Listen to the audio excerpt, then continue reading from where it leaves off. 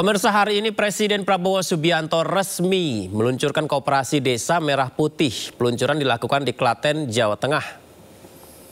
Selamat datang kepada yang terhormat Presiden Republik Indonesia. 80.000 koperasi desa Merah Putih resmi diluncurkan hari ini di seluruh Indonesia.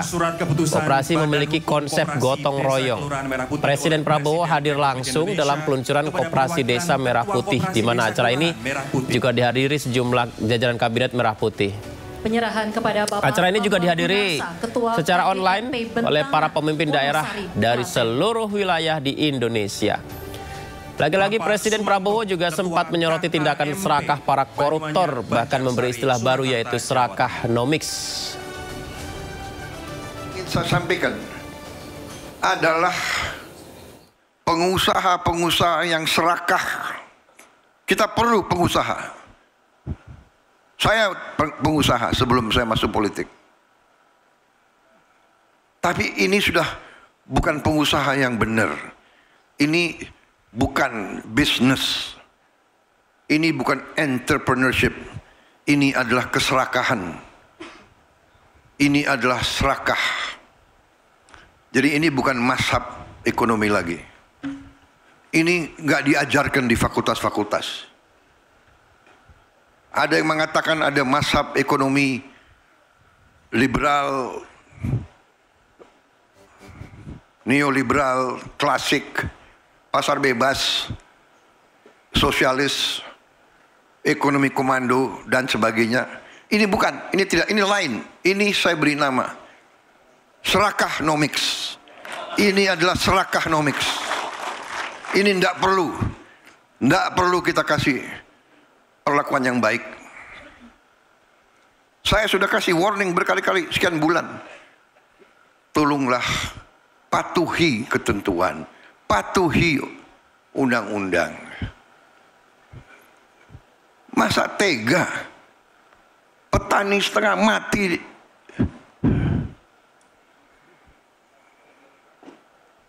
rakyat kita masih banyak susah. Ada yang mau cari keuntungan di atas penderitaan rakyat. Itu namanya adalah mengisep darahnya rakyat. Itu adalah menurut saya parasit, mengisep darah. Vampir ekonomi. Pemirsa, program Koperasi Desa Merah Putih diklaim sebagai upaya pemerintah untuk memperkuat ekonomi rakyat. Di sisi lain, potensi gagal bayar Koperasi Desa Merah Putih ditengarai ini diduga bisa jadi beban negara lagi. Untuk mengulasnya kami sudah bersama Wakil Menteri Koperasi Ferry Juliantono dan juga peneliti ekonomi Selyos Diah Ayu. Assalamualaikum semuanya, apa kabar? Selamat malam. Selamat malam Mas Yudi. Selamat malam Mas. Terima kasih banyak sudah bergabung di Dialog Sindo Prime. Saya ke Pak Ferry dulu. Pak Ferry, izin bagaimana mekanisme pengawasan dan transparansi yang diterapkan untuk memastikan Koperasi Desa Merah Putih ini benar-benar memberdayakan ekonomi rakyat dan tidak menjadi beban negara, Pak Ferry? Yang pertama, ini proses pembentukannya top down-nya itu adalah keputusan gagasannya Presiden, ada instruksi Presiden, ada keputusan Presiden. Tetapi proses pembentukan di bawah adalah melalui musyawarah desa khusus atau musyawarah kelurahan, dan proses itu juga akan bottom up demokratis melalui proses yang melibatkan unsur-unsur terbaik di masyarakat. Kepala desa juga kita tempatkan hanya menjadi kepala desa. Nah, keberadaan Koperasi Desa Kelurahan Merah Putih ini yang sebanyak 80.000 ini adalah merepresentasikan jumlah desa dan kelurahan Merah Putih se-Indonesia. Nah, Koperasi Desa diharapkan menjadi badan usaha yang menempatkan rakyat menjadi subjek dari kegiatan ekonomi masyarakat. Ada kegiatan-kegiatan yang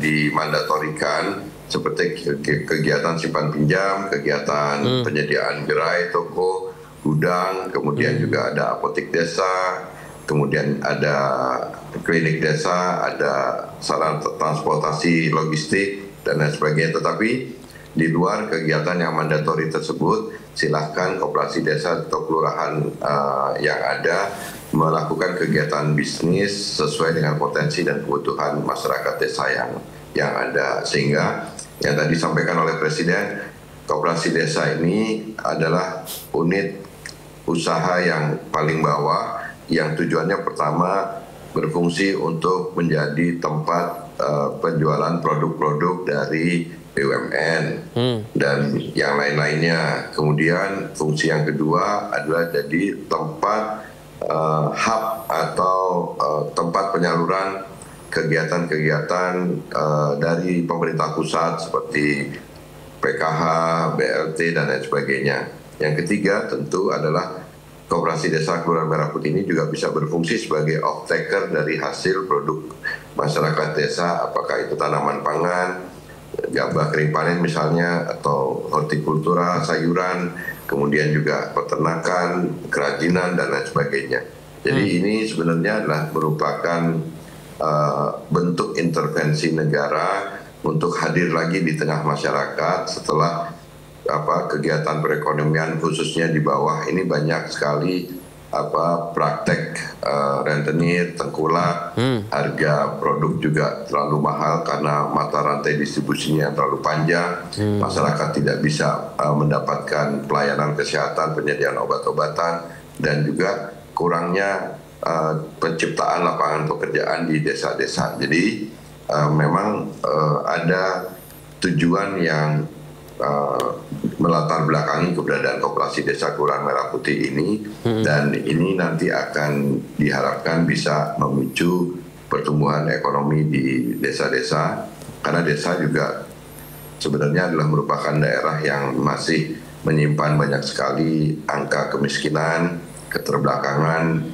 dan banyak hal yang memerlukan intervensi dari negara untuk membukakan akses mereka terhadap modal, terhadap manajemen, dan terhadap seluruh akses yang ada dimiliki oleh pemerintah pusat. Jadi sekarang Presiden ingin itu dikucurkan ke daerah-daerah. Mengenai pengawasannya, secara internal koperasi desa ini karena dia badan usaha, anggota koperasi desa adalah masyarakat desa tersebut. Jadi pasti pengurus, pengelola akan diawasi oleh anggota.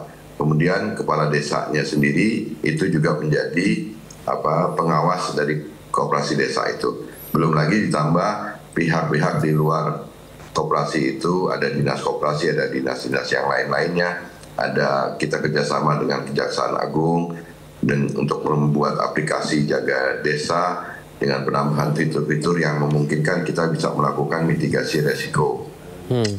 Nah, secara bisnis, koperasi desa itu akan mengajukan proposal bisnis atau feasibility study yang akan didampingi oleh kita semua dari dinas-dinas, kemudian diajukan kepada Bank Himbara atau Bank Daerah atau lembaga pengelola dana bergulir, dan kemudian dicairkan sesuai dengan permohonan atau feasibility study-nya. Plafon yang disediakan dari bank sudah ditetapkan ini adalah 6%. Masa tenornya 6 tahun untuk modal kerja, kemudian insya Allah nanti akan kita minta juga ada grace period-nya, sehingga nanti proyeksi pendapatan dari koperasi desa ini akan menjadi lebih memungkinkan mereka bisa mendapatkan income atau pendapatannya, sehingga nanti hasil keuntungannya bisa dibagikan dalam bentuk sisa hasil usaha. Baik, Pak Ferry. Dan juga dipergunakan untuk kegiatan overhead dan insentif bagi pengurus dan pengelolanya. Jadi dan pihak ketiga adalah distributor atau supplier. Jadi ini kerjasamanya 3 pihak, sehingga pertama keamanan karena tidak menyimpan kas yang besar, kemudian menggunakan template dari bank yang ada. Dan rasanya nanti kalau kerugian, ya belum apa-apa ngomong kerugian. Kalau lihat kita belum ke sana ya Pak ya. Tapi kalau bicara untung kan, dan kas desanya juga akan bertambah. Nah di situ Pak, kita ingin supaya program ini sempurna ya Pak ya. Artinya kita ingin ada masukan, saran, kritik begitu Pak. Karena Di Silakan. Selios, saya ke Bu Dia dulu ya, Pak ya. Ke Mbak Dia dulu. Di Selios, ini saya membaca bahwa ada potensi resiko gagal bayar dalam pinjaman. Nah ini bagaimana? Mungkin dijelaskan terlebih dulu Mbak Dia supaya nanti dijawab oleh Pak Ferry. Silakan. Silakan. Terima kasih Mas Yudi. Pak Ferry, saya izin menjawab pertanyaannya ya Pak. Iya, silakan. Jadi untuk potensi risiko gagal bayar seperti yang sudah disampaikan oleh Pak Ferry, betul nanti adanya dana dari Bank Himbara dan juga dana bergulir lainnya. Iya. Yang mana saya sebelumnya baca ya Pak, kalau misalnya non-performing loan itu dari UMKM sendiri itu berkisar 4-5%. Potensi risiko kredit ini memang tidak kecil Pak kalau dilihat setiap tahunnya. Ini Dan UMKM atau koperasi, Mbak? UMKM Pak, karena kita mengasumsikannya melakukan UMKM. Berbeda, Mbak. Kalau UMKM itu usaha perorangan, kalau koperasi itu badan usaha. Saya luruskan sedikit supaya nanti kita nggak salah paham tentang itu. Berbeda dengan Betul, UMKM Pak, gitu. tapi ini kan, Baik, betul, Pak, kita dengarkan dulu Pak ya. Silakan Mbak Dia. Iya, terima kasih Mas.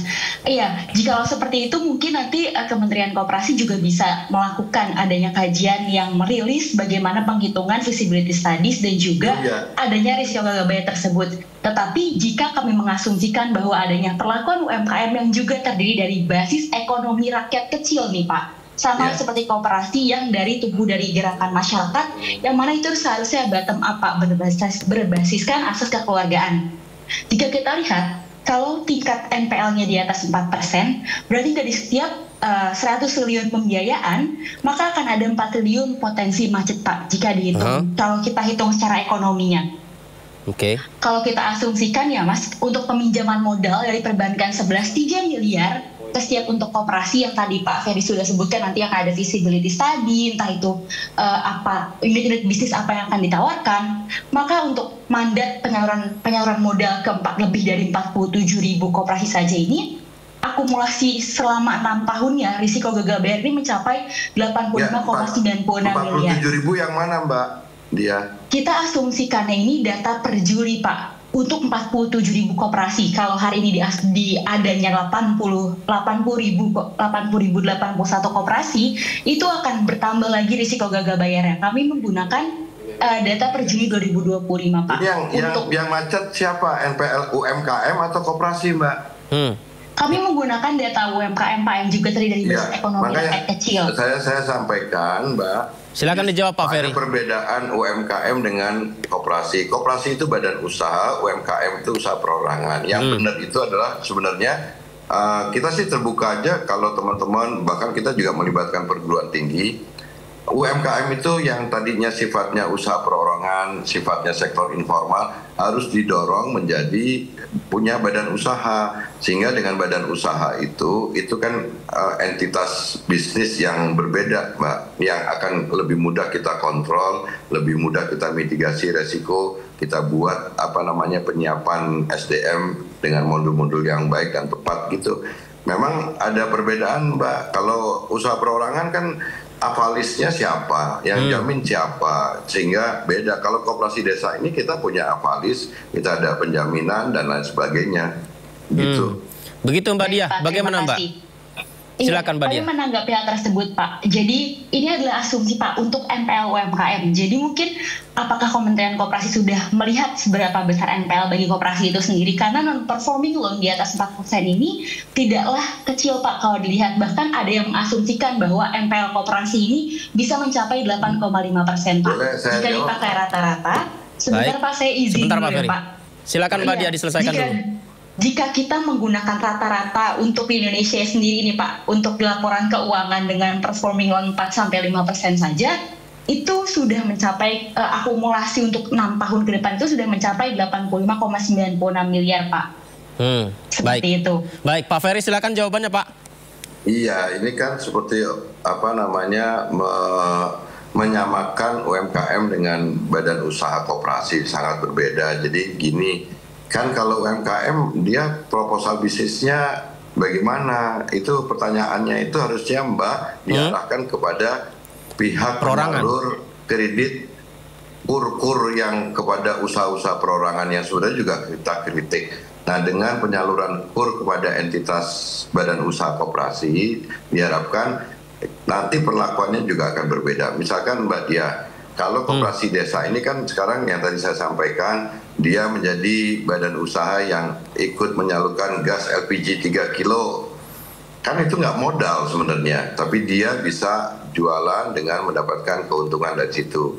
Menjadi penyalur pupuk bersubsidi, menjadi penyalur obat yang juga dibutuhkan dengan harga yang itu kan nggak pakai modal, mereka udah bisa mendapatkan keuntungan. Tapi kalau kemudian nanti misalkan Kopdes itu menjadi penyalur seluruh bantuan-bantuan, misalkan bansos, PKH atau BLT, kita dengan koperasi desa akan bisa memberikan data yang jauh lebih presisi dan akurat sehingga ketidaktepatan sasaran penerima manfaat dari bantuan-bantuan pemerintah pusat itu bisa diatasi. Yang ketiga, tadi koperasi desa menjadi off-taker.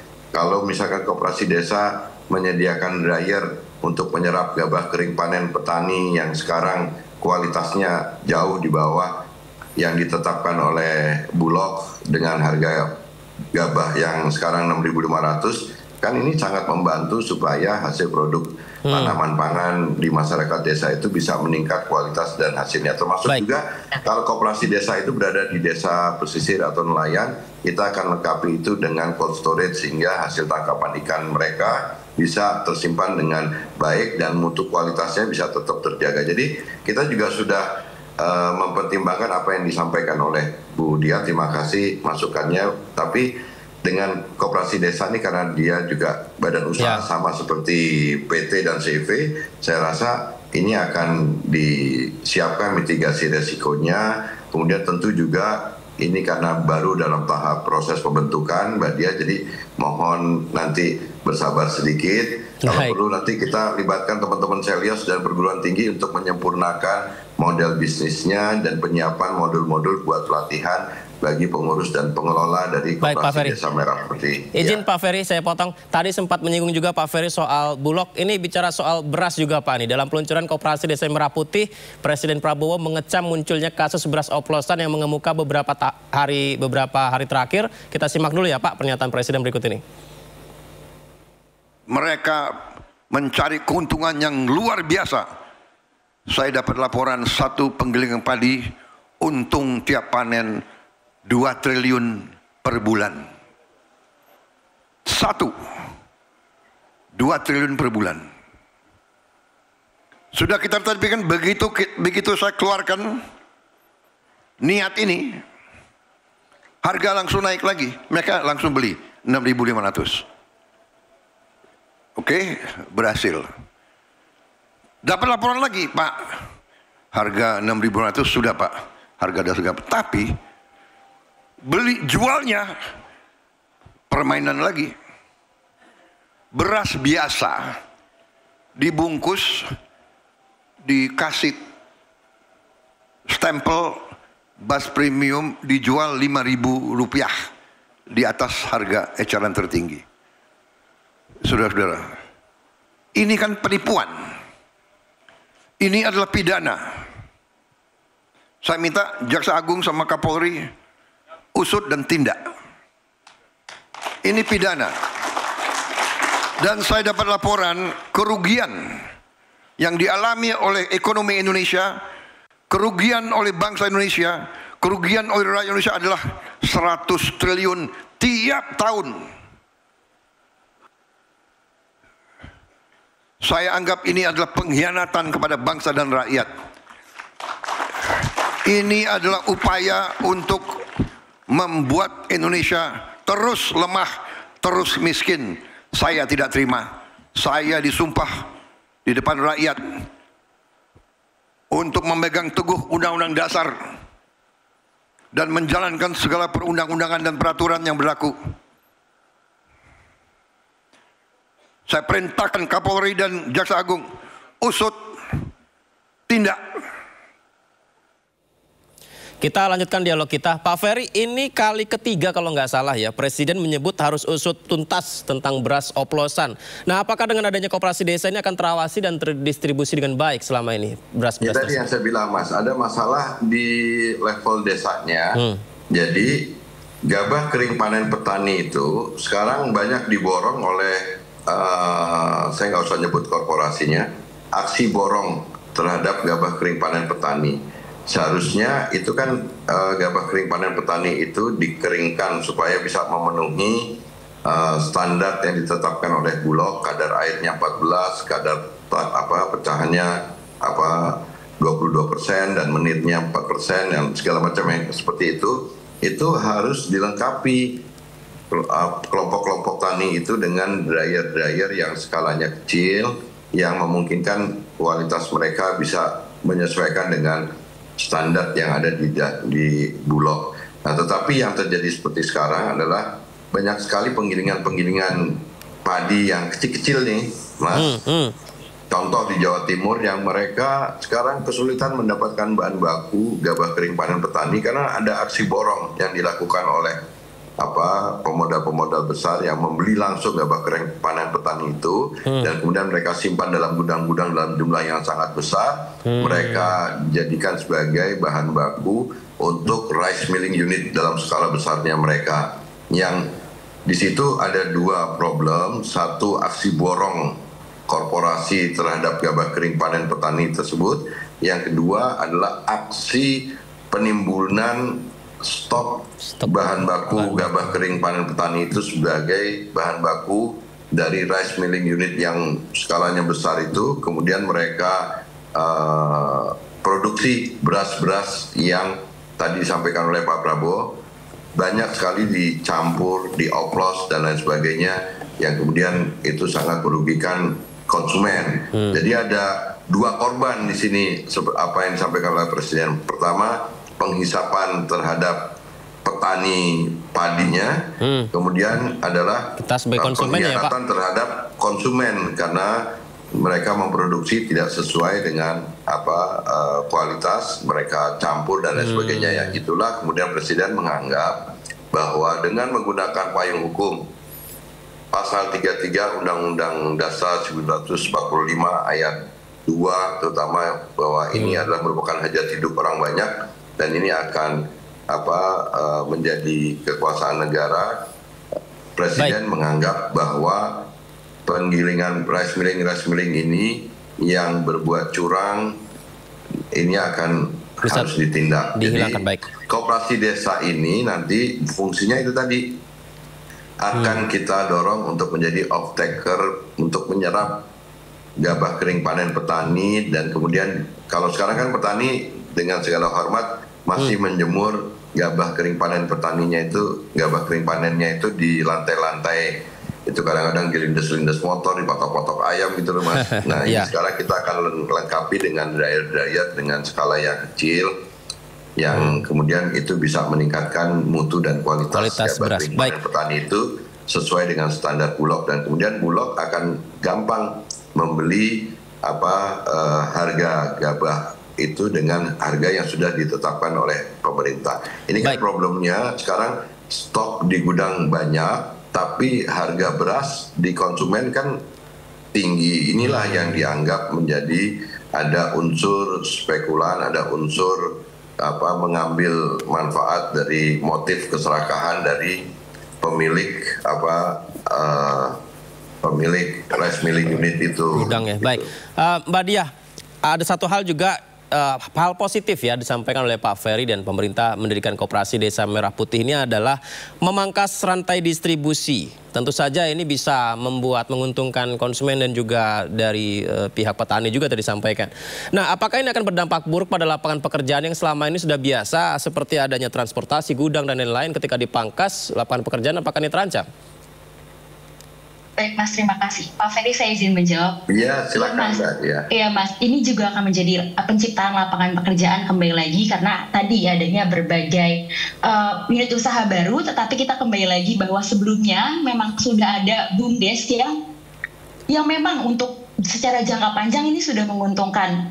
Kami menyayangkan mengapa pemerintah tidak fokus untuk inovasi peningkatan unit usaha di BUMDes itu sendiri dibandingkan menciptakan institusi baru seperti koperasi desa. Namun perlu kita ketahui Mas, dalam perhitungan Selios yang terbaru yang bisa kami sampaikan bahwa sayangnya akan ada pengurangan pendapatan masyarakat selama akumulatif 6 tahun sebanyak 10,21 triliun. Ya karena adanya tadi seperti non-performing loan itu sendiri ada risiko yang harus ditanggung dan juga adanya penurunan PDB secara jangka panjang selama 6 tahun yang akibat adanya tadi resiko-resiko yang memang tumbuh akibat adanya pembentukan institusi baru. Ditambah lagi tadi Pak Ferry juga sudah memberitahukan bahwa sebelumnya memang ada BUMDes dan sudah adanya terinstitusionalisasi di setiap desa lebih dari 70.000 desa yang bahkan sudah juga memberikan fasilitas penggilingan padi dan juga penyimpanan padi bagi masyarakat untuk meningkatkan nilai ekonomi padi itu sendiri di pasaran seperti itu. Saya jawab ya Mbak Diah ya. Silakan ada Pak Ferry. Perbedaan yang sangat prinsipil. BUMDes itu adalah badan usaha yang 100% milik pemerintah desa. Ada hegemoni kepala desa di situ. Tetapi kalau koperasi desa ini selain milik pemerintah desa adalah milik masyarakat desa. Sehingga dari proses pembentukannya aja sudah kita libatkan proses bottom up melalui musyawarah. Dan melalui musyawarah itu pun juga nanti di desa sekiranya misalkan ada BUMDes yang sudah jalannya itu kegiatan apa, kan itu mereka sendiri yang mereka tahu. Nah, alhamdulillah ternyata setelah ada musyawarah desa, mereka bisa berbagi peran kok. Jadi banyak di antara BUMDes itu dengan segala hormat, hanya yang sukses lebih banyak nih, yang bergerak di sektor wisata. Nah, kalau sektor wisata kan tidak menjadi bagian dari kegiatan koperasi desa. Silakan BUMDes melakukan kegiatan bisnis pengelolaan wisata desanya. Tetapi misalkan ada BUMDes yang melakukan kegiatan seperti tadi ada persamaan dengan kegiatan yang dilakukan oleh koperasi desa, itu bisa dimusyawarahkan kok. Orang kita sendiri sebenarnya tidak akan menggunakan kalau tidak menggunakan institusi baru, kalau ada di situ ada unit simpan pinjamnya di desa itu, unit simpan pinjam itu kok yang akan kita jadikan sebagai bagian dari kegiatan Kopdes. Ini kan sebenarnya diserahkan mekanismenya kepada musyawarah desanya. Tetapi ada perbedaan prinsip bahwa BUMDes itu kan dibentuk melalui peraturan pemerintah, melalui undang-undang desa. Kalau koperasi itu, Mbak, ini payung hukumnya lebih tinggi lagi. Undang-Undang Dasar 1945 dan ini badan usaha yang sama dengan PT, CP dan lain sebagainya. Ada proses pertanggungjawaban sehingga unsur-unsur yang terbaik di masyarakat itu terlibat menjadi pengurus koperasi yang tadi konteksnya nanti pengawasannya pun juga akan lebih efektif. Baik. Kepala desa kita tempatkan di koperasi desa ini jadi pengawas. Silakan Mbak Diah. Silakan tanggapannya. Ya, saya izin menjawab ya Pak. Pak, sebelumnya kan sudah ada koperasi unit desa Pak, yang kita tahu sendiri bahwa evaluasinya sendiri ini sumber daya manusianya juga kurang terlibat sehingga terbengkalai dan tidak berkelanjutan. Padahal niat dari usaha koperasi unit desa ini adalah menyerap hasil pertanian, namun akhirnya tidak bisa berkelanjutan. Selain itu, tadi Pak mengingat bahwa adanya pasal 33 ayat 1 Undang-Undang 1945 yang mana perekonomian disusun sebagai usaha bersama berdasar asas keluargaan.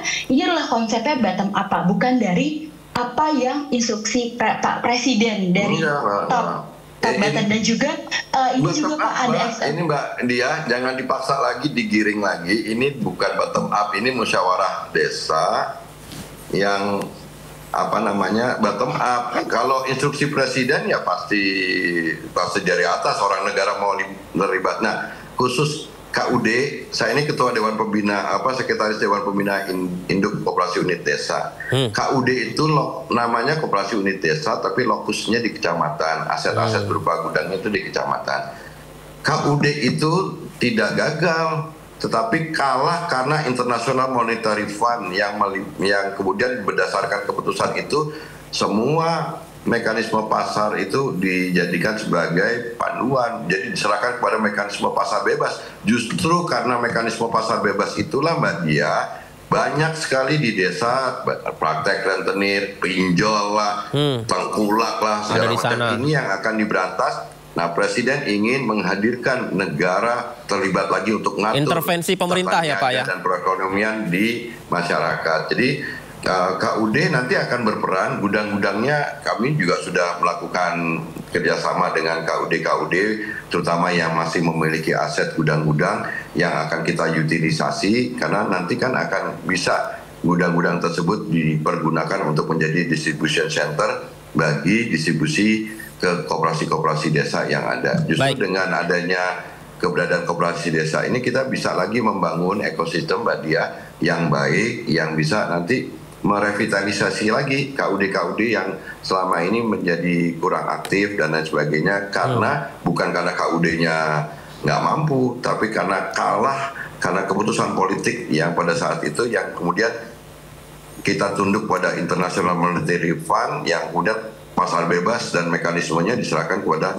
mekanisme pasar bebas itu. Inilah yang kemudian negara sekarang hadir lagi untuk ngatur, jangan sampai lagi ada ketidakadilan di masyarakat. Nah, tentang misalkan obat, Mbak Diah, obat itu sekarang banyak yang nggak sampai ke desa, fasilitas kesehatan banyak yang nggak ke desa. Padahal BPJS itu mensyaratkan harus ada obat, harus ada vaskes, sehingga kemudian BPJS bisa kemudian bisa melindungi masyarakat pedesaan. Baik, jadi sebenarnya ini malah membantu. Jadi bicara soal fasilitas Pak Ferry, rantai kemudian terus menghilangkan pekerjaan, bukan. Kalau kemudian agen-agen distributornya itu hanya mereka-mereka, ya kan nggak bisa. Ini harus ada pemerataan ekonominya, harus dipanjangkan bukan dipanjangkan, tapi diturunkan distribusinya sampai ke desa, sehingga masyarakat desa bisa menikmati harga obat yang lebih murah, terjangkau, fasilitas kesehatan dan lain sebagainya.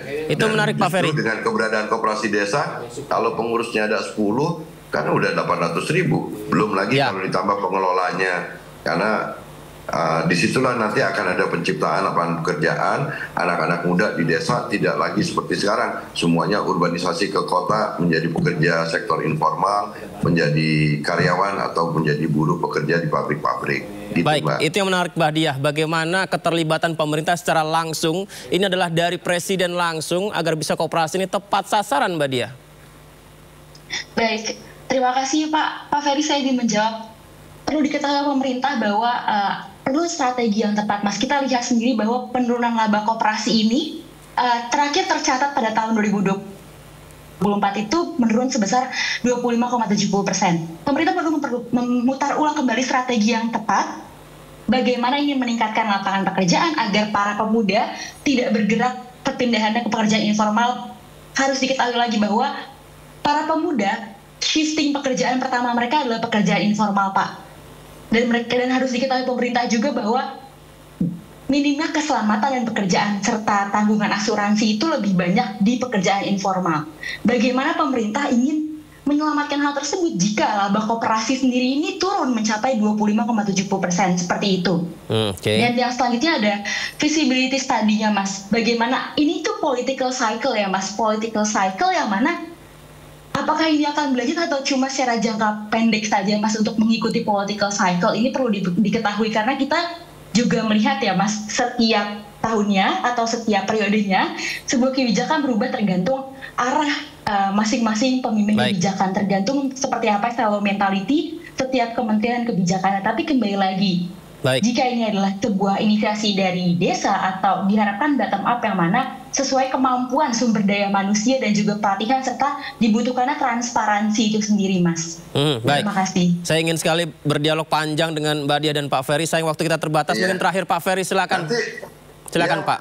Yang pasti ini koperasi desa akan masuk menjadi proyek strategis nasional dan kami juga dalam ini sekarang lagi proses di Badan Legislasi untuk pengesahan undang-undang perkoperasian yang baru, karena yang lama ini tahun 92. Jadi kita sekarang akan membuat undang-undang dan syukur nanti undang-undangnya itu adalah undang-undang sistem perkoperasian nasional yang akan bisa mengintegrasikan kepada banyak unsur-unsur terkait yang akan memberikan daya dukung kepada koperasi. Dan koperasi sekarang menurut saya harus terlibat lagi ke sektor produksi, distribusi, industri, dan juga membangun sistem keuangan yang inklusif seperti yang dulu dicita-citakan oleh Pak Bung Hatta dan lain sebagainya dan tokoh-tokoh itu. Jadi kalau sekarang bagaimana sekarang tidak turun omsetnya, Mbak Diah? Koperasi itu tidak boleh punya bank,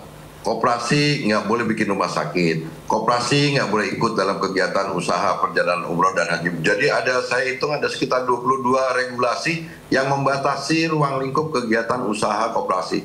Sehingga tidak heran kalau kemudian memang volume usaha kegiatan koperasi kecil. Nah inilah yang akan kita bongkar. Koperasi kalau di luar negeri itu boleh punya pabrik, boleh punya kapal, boleh punya bank, boleh punya segala macam, kok tiba-tiba di Indonesia koperasi jadi nggak boleh. Ini kan pertanyaan mendasar juga. Ada tangan-tangan yang menurut saya memang sengaja mau meminggirkan peran koperasi supaya mereka kecil asetnya, kecil volume usaha kegiatannya, dan kecil partisipasi masyarakatnya untuk menjadi anggota. Ini yang mau kita rubah sehingga koperasi bisa diharapkan bersaing nanti, asetnya meningkat, volume usaha kegiatannya meningkat dan lain sebagainya. Jadi Mbak Diah, ini juga Mbak Diah perlu diteliti di Selyos bahwa ada banyak 22 regulasi yang membatasi koperasi nggak boleh ini, nggak boleh itu. Jadi ya pasti turun omsetnya juga gitu. Baik. Terima kasih Mbak Diah. Tapi kapan-kapan saya boleh diundang ke Selyos untuk tukar pikiran. Ya, itu dia. Kasih. Pak Ferry nanti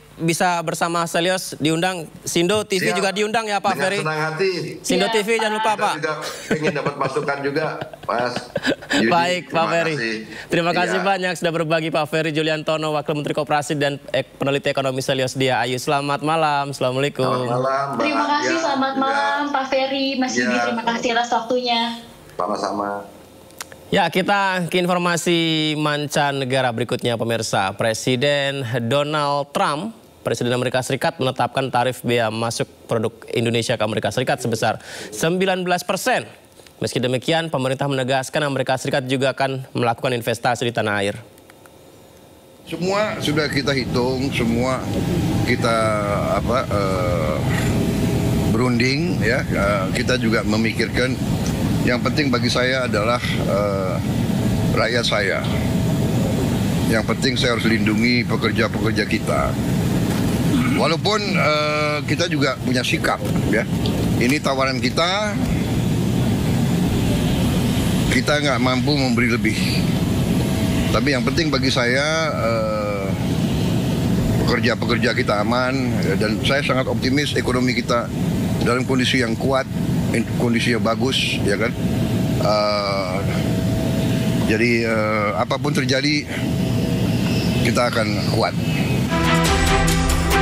Demikian pernyataan Presiden Prabowo Subianto yang menyatakan bahwa hasil negosiasi tarif resiprokal dengan pemerintah Amerika Serikat telah mempertimbangkan kepentingan nasional, khususnya masyarakat pekerja di tanah air. Upaya keras Indonesia dalam melakukan negosiasi tarif resiprokal berbuah manis, di mana Presiden Donald Trump menurunkan tarif impor dari sebelumnya 32% menjadi 19%. Sementara itu, Menteri Perdagangan Budi Santoso saat rapat kerja bersama Komisi 6 DPR RI mengatakan, penetapan kebijakan tarif impor produk Amerika ke Indonesia 0% nantinya akan dibarengi dengan langkah investasi perusahaan Amerika di tanah air. Sebenarnya Amerika itu tidak semata-mata akses pasar yang kita tuntut, karena ternyata juga akan melakukan investasi. Ya, jadi kalau tadi ada kekhawatiran misalnya minyak ya, karena memang nanti juga akan investasi di Indonesia, artinya ada beberapa komoditi yang akan dilakukan investasi di Indonesia. Budi Santoso menambahkan produk impor dari Amerika Serikat tersebut merupakan barang bahan baku hingga barang modal yang akan digunakan untuk kebutuhan produksi industri di dalam negeri.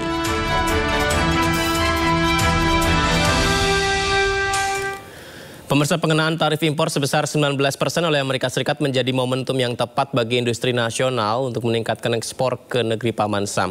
Pemerintah mengakui ekspor jadi salah satu mesin utama yang diandalkan dalam mendorong perekonomian nasional.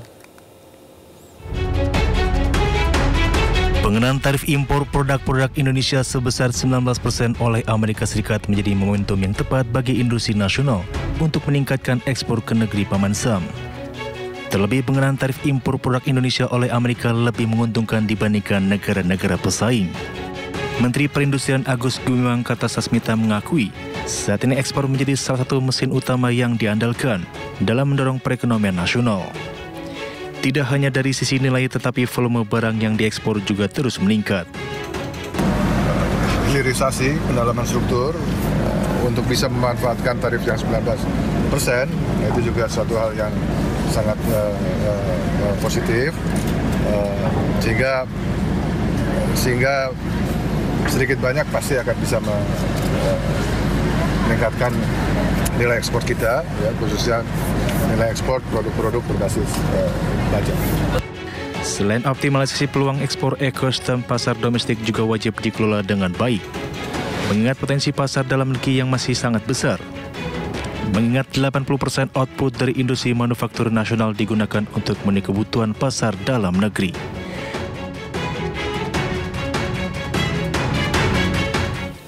Aksi demonstrasi ratusan pengemudi ojek online di Jalan Medan Merdeka Selatan, Jakarta nyaris bentrok dengan petugas. Selengkapnya usai jeda, Sindo Prime segera kembali.